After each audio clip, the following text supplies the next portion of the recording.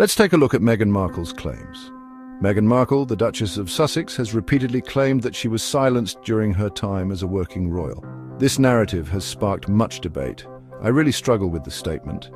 Meghan's time as a senior royal was brief, spanning only 22 months. However, her impact and the conversations surrounding her experiences continue to resonate. Meghan's claim centers around the idea that she was not allowed to speak freely. She suggests that the constraints of royal protocol stifled her voice. This narrative is particularly interesting when juxtaposed with her significant public profile. Before her marriage to Prince Harry, Meghan was known for her acting career and her lifestyle blog, The Tig. That's it, really nothing more. However, these platforms provided her with avenues for personal expression. Her entry into the royal family brought a shift in her public persona by her own choice. She was never asked to resign from her career as an actress. Meghan chose to represent her being written off suits as her giving up her career, making her first of many sacrifices to join Harry as a working royal. The question remains, was Meghan Markle truly silenced, or did she have a voice all along but chose not to use it? Let's dive into history. Despite her claims of being silenced, Meghan has consistently maintained a public presence. An important element I forgot to mention is that before meeting Harry, Meghan was an unknown 35-year-old actress with a lifestyle blog, and while she had a voice when I think back to that point in time, no one really would have cared what she had to say. Her activities before, during and after her time as a working royal demonstrate a commitment to being seen in public, on social media and in print magazine. Let's examine Meghan's activities and voice following her marriage to Prince Harry, 2018. Meghan marries Prince Harry and becomes the Duchess of Sussex. On the 19th of May 2018, Meghan and Prince Harry were married. The wedding took place at Windsor Castle's St. George's Chapel. The event was globally televised, showcasing Meghan's voice and vision. The remainder of 2018 royal duties took Harry and Meghan to Ireland, Australia. Tour included Fiji, Tonga and New Zealand. And the final visit for 2018 to Zambia, 2019. Meghan participated in engagements and launched initiatives like the Hub Community Kitchen Cookbook. More notably, she joined Harry on royal tours to Norway, Morocco, Netherlands, Italy, Netherlands again, a tour of South Africa, including the countries of Malawi, Angola and Botswana, with their final trip on behalf of the British Crown being to Japan in November of 2019. Early 2020, January 8, 2020, Harry and Meghan formally announced their plans to step back as senior royals and become financially independent. The now infamous Freedom Flight took place on March 14, 2020, with the move from Canada to Los Angeles, with Harry and Meghan now no longer considered frontline working royals. The remainder of 2020 was considered a transitional year. However, Meghan wasted no time and publicly encouraged voter registration in the US presidential election, a move considered by some to be a breach of royal neutrality. Officially, I think we all could agree that Meghan now has her voice. This will be the first of many situations where Meghan has acted without any consideration of royal protocol.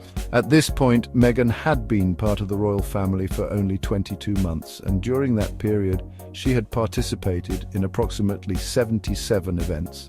Hard to say exactly, the numbers are conflicting. So I will say approximately 77 events as part of the British royal family in 2021. Meghan and Harry participated in the widely watched interview with Oprah Winfrey, discussing her experiences within the royal family. According to sources, there are over 30 misrepresentations made by Meghan and Harry during the 2-hour interview. Piers Morgan on his own platform discussed in detail 17 of the provable false claims. 2021. With her own voice, Meghan published a children's book, The Bench, claiming presence as an author.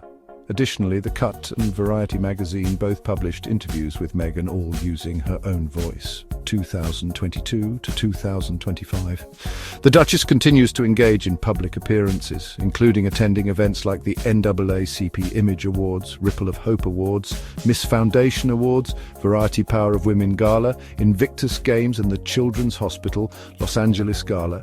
Meghan had her own voice at these events. 2025, Meghan's Netflix docuseries, With Love, Meghan is released, providing a glimpse into her life in Montecito, California.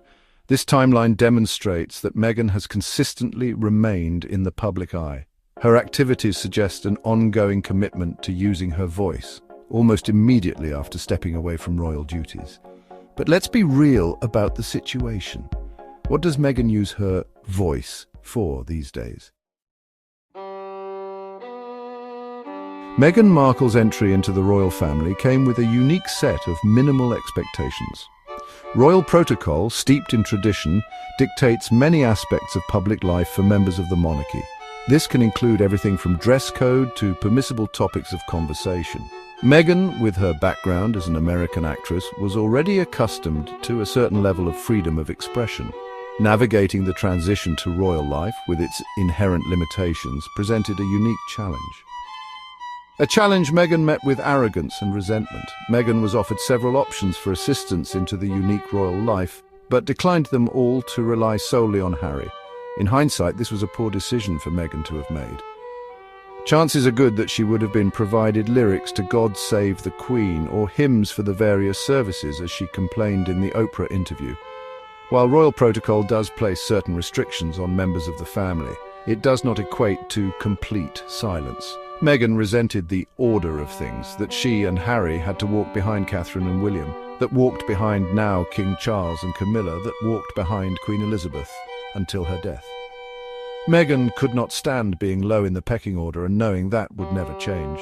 She often pushed Harry while whispering in his ear to see the injustice and the inequity of things between Harry and William. After all, they were brothers, and they both should really be equal in today's modern age, maybe like co-kings. How ridiculous, allegedly said during the Sandringham summit. Royals are expected to champion causes, engage with the public and use their platform to make a difference, not self-promote. Meghan, during her time as a working royal, did engage in these activities, and she really could have been amazing, if only she had been a person of higher character and charitable nature. The level of personal expression allowed within the confines of royal protocol most likely did not align with Meghan's narrow personal preferences, given her limited exposure to what a life of service really looked like. Here is where Meghan should accept some responsibility instead of playing the blame game. Had she done some due diligence prior to rushing into the marriage, perhaps some of the dissonance between expectation and personal desire could have been addressed. Instead, I believe in her arrogance, Meghan ran straight ahead and right into the nearly 1200-year-old royal institution. Playing fair, Meghan would never win. Meghan would never admit to her mistakes or misunderstanding. No, it had to be all about how cruel the firm was to Meghan and about her loneliness and isolation. Meghan had to find the opportunity to become the victim and then whisper into Harry's ear all the comparisons of her situation and Princess Diana. Now, the no-voice and silenced narrative during her time as a royal was complete. Meghan could now call upon the narrative whenever it fit her and would never be challenged.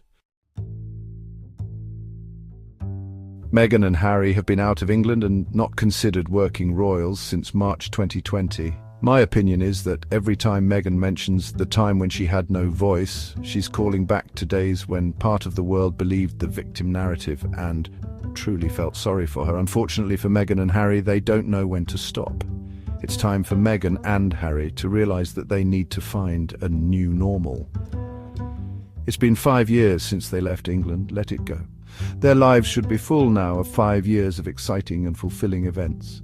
They must understand their royal lives of service are over and will never resemble the past.